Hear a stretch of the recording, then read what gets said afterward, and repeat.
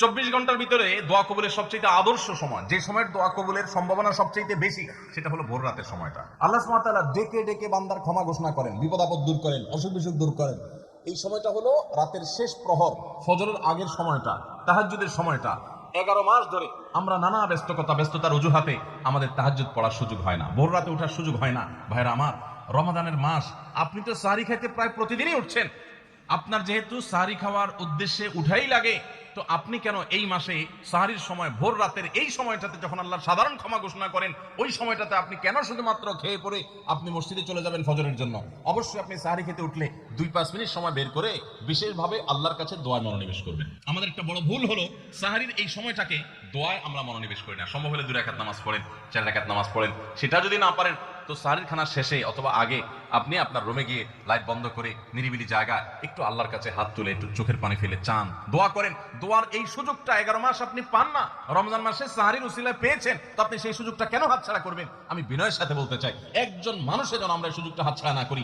আমি পারতপক্ষে কোনোদিন এই সুযোগটা হাতছাড়া করি না ভাইরা।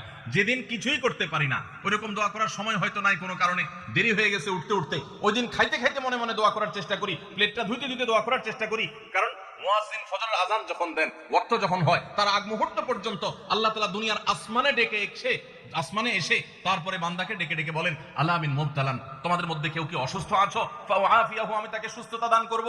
আল্লাহ মিন মুস্তাগফিরিন ফাগফির লাহ, তোমাদের মধ্যে কেউ কি আছো ক্ষমা প্রার্থনাকারী, আমি তাকে ক্ষমা করে দিব। এভাবে ডেকে ডেকে আল্লাহ তাআলা দিতে থাকেন। টোটাল 24 ঘন্টার মধ্যে যেই সময়টার দোয়া ফেরত দেওয়া হয় না, যেই সময়টার দোয়া মিস হওয়ার সম্ভাবনা খুবই কম, আপনার দোয়ার বেসিক শর্তগুলো ঠিক থাকলে এই দোয়া কবুল হওয়ার সম্ভাবনা জোরালো, সেই সময়টা হলো ভোর রাতের সময়টা। রমজান মাসে এই সময়টাতে দোয়ার যে সুযোগ তৈরি হয়, দোয়ার যে বিশাল সুযোগ আপনি পান, এই সুযোগটা হাতছাড়া করে আপনি শুধুমাত্র খেয়ে দিয়ে এই সময়টাকে পার করে দেন, এটা কখনো বুদ্ধিমানের কাজ হতে পারে না। এই জন্য রমজান মাসের ভুলগুলোর মধ্যে থেকে একটা হলো যে সাহরির সময়টাতে, ভোর রাতের সময়টাতে, দোয়া কবুলের গুরুত্বপূর্ণ সময়টাতে আমরা দোয়া তো করেই না। অনেকে ওই সময় আজকাল সাহরি পার্টি বের করেছেন, তামাশা বের করেছেন, অনেকে টেলিভিশনের প্রোগ্রাম দেখেন, কোন চ্যানেলে সাহরির সময়ের কোন প্রোগ্রাম আমরাও মাঝে মধ্যে, এগুলো আগে রেকর্ড করা থাকে। সাহরির সময় আমরা টেলিভিশনে প্রোগ্রাম করতে চাই না, আগে রেকর্ড করা থাকে, সেগুলো চলে। এগুলো হলো তাদের জন্য যারা টেলিভিশনে হারাম জিনিস দেখবে, ওই টাইমটাতে সে যেন হারাম জিনিস না দেখে ভালো কিছু দেখে। আপনাদেরকে আমরা বলবো, কখনো ওই ভোর রাতের ওই সময় ইসলামিক প্রোগ্রামও দেখতে যাবেন না। আপনি ওই সময়টাতে আল্লাহর সাথে কথা বলবেন, ওই টাইমটা ইবাদতের সময়, ওই টাইমটা দোয়া এবং রোজাদারির সময়। আমরা বেশিরভাগ মানুষ এই ভুলটা করি যে রমজানে আল্লাহর কাছে পাওয়ার এই বিশাল সুযোগ আমরা হাতছাড়া করে ফেলি। আমরা এখন থেকে সাহরিতে উঠলে দোয়া করবো তো ইনশাআল্লাহ। আল্লাহ আমাদের সবাইকে তৌফিক দান করুন। অনেকে রোজা রেখে থুতু গিলাটাকে দোষণীয় মনে করেন যে রোজা রেখে বোধহয় থুতু গিলা যায় না, এই জন্য ঘন ঘন থুতু ফেলে দেখবেন অনেকে আছেন। বিশেষ করে নতুন নতুন যখন রোজা রাখে পোলাপান, তখন দেখবেন যে মিনিটে মিনিটে থুতু ফেলে, আছে না নেই? এই ঘন ঘন রোজা রাখে, আপনার থুতু ফেলে কেন? কারণ মনে করতেছে থুতু গিললে তার রোজা ভেঙে যাবে। ভাই, থুতু যদি আপনি না গিলেন, আপনি বাঁচবেন? থুতু না গিললে কেউ বাঁচবে? যতই আপনি থুতু ফেলেন, আপনার থুতু তো কিছু না কিছু ভিতরে যাবেই। যদি না যায়, গলা শুকিয়ে গেলে তো আপনি মরেই যাবেন। এই জন্য এটা একটা ভুল যে আমরা মনে করি থুতু ফেলা লাগে রোজা রেখে। রোজার কারণে এক্সট্রা কোনো থুতু ফেলার দরকার নাই। আপনার মুখে বালু চলে আসছে, একটা মশা ঢুকে গেছে, আপনি রোজা আছে, এটা যেন ভিতরে না যায়, সেজন্য থুতুটা ফেলে দিলেন, এটা ভিন্ন কথা। আপনি বেসিনে গিয়ে ফেলে আপনি একটু পানি ঢেলে দিলেন। কিন্তু রোজা রেখে ঘন ঘন থুতু ফেলতে হবে, থুতু গেলা যাবে না, এরকম কোনো কথা নাই। এটা আমাদের একটা ভুল, রমজান কেন্দ্রিক একটা ভুল। আমরা বেশিরভাগ মানুষ রমজান মাসে ফজরের নামাজ পড়ে এসে ঘুম দেই। আপনার যদি রাতে ঘুম না পুরে আবার দিনে ডিউটি থাকে, ঘুম একটু যদি যাওয়াই লাগে, তো ফজরের পর পর ঘুমাবেন না। আলহামদুলিল্লাহ, আমাদের বাসায় আমরা এটার প্র্যাকটিসটা প্রতি বছর খুব হার্ডলি করার চেষ্টা করি। ফজরের পর পর কোনো ঘুম নেই, ফজরের পর একটা কোরআন তেলাওয়াত করেন। প্রথম চোখ ভেঙে আসবে, কারণ আপনি ভোর রাতে উঠছেন, অভ্যাস নাই। তো যাতে চোখে ঘুম না আসে, সেজন্য নানান বুদ্ধি বাইর করে ঘুম দূর করেন, একটু উঠবস করেন। ওই টাইমে বসে ফজরের পরে আপনি তেলাওয়াত করেন, জিকির আজকার করেন, সকাল সন্ধ্যার দোয়াগুলো পড়েন, একটু দোয়া করেন, রমজানের কিছু আমল করেন। এশরাকের নামাজের ওয়াক্ত হয়ে গেছে, 2 রাকাত নামাজ পড়ে এরপর আপনি পারলে দরকার হলে শুয়ে যান, কিন্তু ফজরের পর শুয়ে যাবেন না। এটা একটা ভুল। কারণ নবী করিম সাল্লাল্লাহু আলাইহি ওয়াসাল্লাম সকালের এই সময়টার জন্য দোয়া করেছেন, আল্লাহুম্মা বারিক লি উম্মতি ফি বুকুরিহা, আল্লাহ আমার উম্মতের জন্য সকালের সময়টাতে বরকত দান করুন। আর ওই সময় আপনি ঘুমায় থাকছেন। তো রমজান মাসে আমরা এটা একটা ভুল করি, এটা আমরা করব না যথাসম্ভব। আমরা যারা নিয়মিত আজানের জবাব দেই, আজানের জবাব দেওয়া একটা আমল, আপনারা জানেন তো? মুয়াজ্জিন যা বলে তার সাথে সাথে তা বলা, তার পরপর সেটা বলা। মুয়াজ্জিন যখন আল্লাহু আকবার বলে, তখন আপনিও আস্তে আস্তে করে আল্লাহু আকবার বলবেন। মুয়াজ্জিন আবার যখন আল্লাহু আকবার বলবে, আপনিও আল্লাহু আকবার বলবেন। মুয়াজ্জিন যখন আশহাদু আল্লা ইলাহা ইল্লাল্লাহ বলবে, আপনিও আশহাদু আল্লা ইলাহা ইল্লাল্লাহ বলবেন। মুয়াজ্জিন যখন আশহাদু আন্না মুহাম্মাদুর রাসূলুল্লাহ বলবে, আপনি কি বলবেন? আশহাদু আন্না মুহাম্মাদুর রাসূলুল্লাহই বলবেন। অনেকে সাল্লাল্লাহু আলাইহি সাল্লাম পড়ে, সাল্লাল্লাহু আলাইহি সাল্লাম পড়বেন হলো আযানের শেষে, কিন্তু আযান চলাকালীন আশহাদু আন্না মুহাম্মাদুর রাসূলুল্লাহই বলবেন। সহিহ মুসলিমের আযানের জবাব দেওয়ার অধ্যায়ে পরিষ্কারভাবে নবী সাল্লাল্লাহু আলাইহি ওয়াসাল্লাম শিক্ষা দিয়েছেন। ইমাম মুয়াজ্জিন যখন বলবে ইযা ক্বালা আশহাদু আন্না মুহাম্মাদুর রাসূলুল্লাহ ফাকুলু আশহাদু আন্না মুহাম্মাদুর রাসূলুল্লাহ, তখন আমরা আশহাদু আন্না মুহাম্মাদুর রাসূলুল্লাহ বলবো। এরপর হাইয়া আলাস সালাহ হাইয়া আল ফালাহ যখন বলবে তখন লা হাওলা ওয়ালা কুওয়াতা ইল্লা বিল্লাহ বলবো।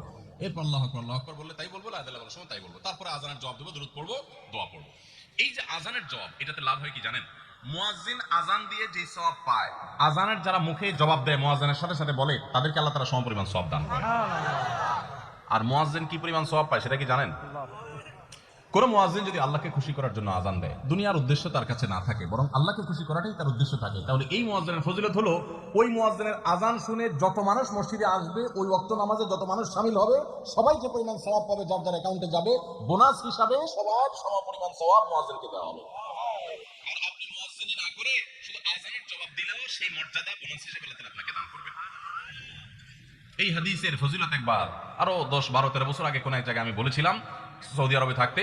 তখন এক ভদ্র মহিলা আমাকে বললেন, হুজুর এই হাদিসটা আপনার কাছ থেকে শেখার পর, জানার পর থেকে আমি মক্কা শরীফের লাইভ আজান নিয়মিত ওই টাইমে, আমি রেডিও শুনি না, মোবাইলে বিভিন্নভাবে লাইভ আজানটা আমি শোনার চেষ্টা করি এবং ওই মুয়াজ্জিনের সাথে সাথে জবাব দেওয়ার চেষ্টা করি। কারণ আমার যখন এটা জানা হলো যে মুয়াজ্জিন যত পরিমাণ সওয়াব পাবে তত পরিমাণ সওয়াব পাওয়া যাবে, তো মক্কার মুয়াজ্জিন সাহেবের আযান শুনে যত মানুষ প্রতি ওয়াক্তে নামাজ পড়ে, এত বেশি নামাজ তো দুনিয়ার অন্য কোনো মসজিদে প্রত্যেক ওয়াক্তে পড়ে না।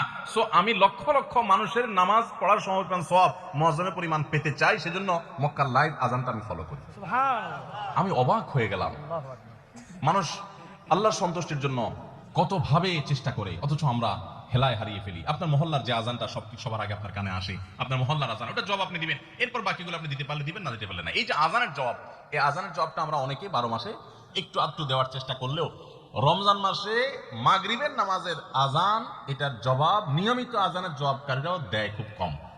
এটা রমজানের একটা ভুল। কেন দেয় না? কারণ সেই আসরের পর থেকে নিয়ে 10-12 পদ, 13 পদ, 14 পদ ইফতার সামনে নিয়ে বসে যে দাঁত কচকচ কচকচ করতেছিল, হাতগুলো শুধুমাত্র আকুপাকু করতেছিল যে কখন আপনার বেগুনি ধরবে, কখন পেঁয়াজ ধরবে, কখন বুটমরিতে হাত দিবে। যখন এই আকুপাকু করতেছিল, সূর্য ডুবছে, মুয়াজ্জিন সাহেব আল্লাহু আকবার হাঁকা শুরু হয়েছে, আর হুমড়ি খেয়ে অনেক ঝাঁপায়া পড়ছে, খাইতে খাইতে কখন আযান শেষ হয়ে গেছে টেরও পায় না। ঠিক না বেঠিক? আপনি খান, ওয়াক্ত হয়ে গেছে, সাথে সাথে আপনি খেলেন, আজান শুনলেন, সাথে সাথে আপনি খেলেন, ভালো কথা। একটু মুখে দিয়ে খেতে খেতে খাওয়ার ফাঁকে ফাঁকে মুয়াজ্জিনের আজানের জবাবটা দিয়ে ফেলেন।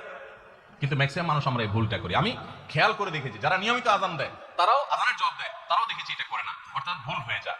তাহলে আমরা লক্ষ্য করবো তো ইনশাআল্লাহ, মাগরিবের সময় ইফতারের ফাঁকে ফাঁকে আমরা আজানের জবাব দিয়ে দিব।